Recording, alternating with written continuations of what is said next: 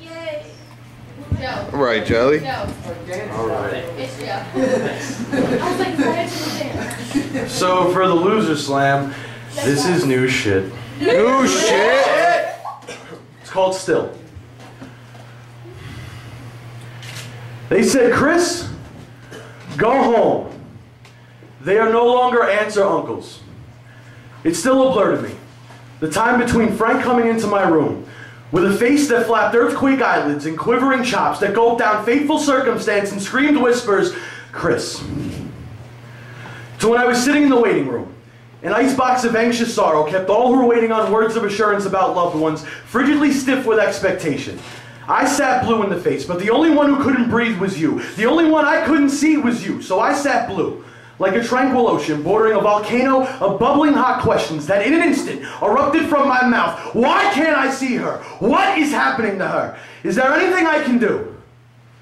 I was talked down like an angry gorilla who was unexplainably beating bars of confusion and throwing shit at unemotional gestures of love from women who called themselves your sister, your nieces.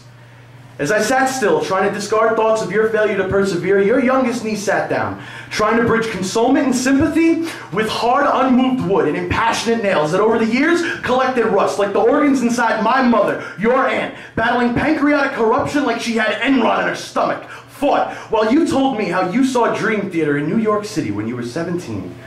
The only theater I dreamed of was a 1970s grindhouse playing a double feature of Chop Kill, Chop My Aunt and Cousins for their nonchalant distortion between saving face and giving the last rites to a woman who held families together by a thread, as loose as the chains that never came to bickering battles and petty disagreements that grew into molestation cases, infidelity attempts. Love became revolting, which split the thread and stretched their arms, split the thread and stretched their arms. The cancer stretched her intestinal walls with tumors that stacked up like delinquent mortgage payments and medical bills, which soon equaled the loss of her childhood home.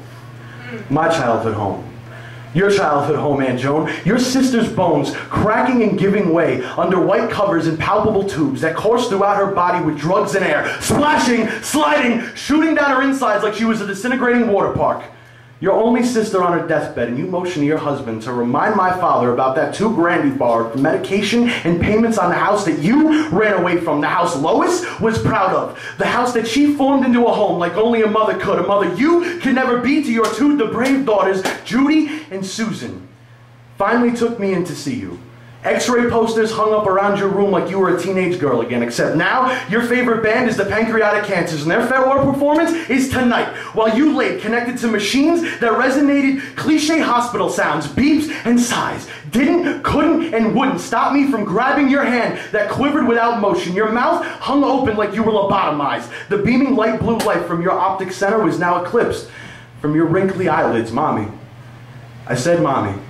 See, I tried to be a man, but while grasping your cold dead hand, I pleaded so whatever God or devil would take me for one last chance to say, Mom, I love you. Goodbye, Mom. I didn't forget what you told me, Mom. I already miss you.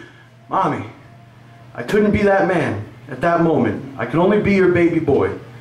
And as my voice grew louder with the hopes and sighs, as more people started to notice my cries, they said, Chris, go home.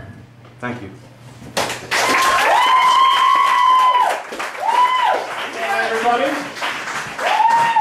Paris, hands on your clock and put on the score.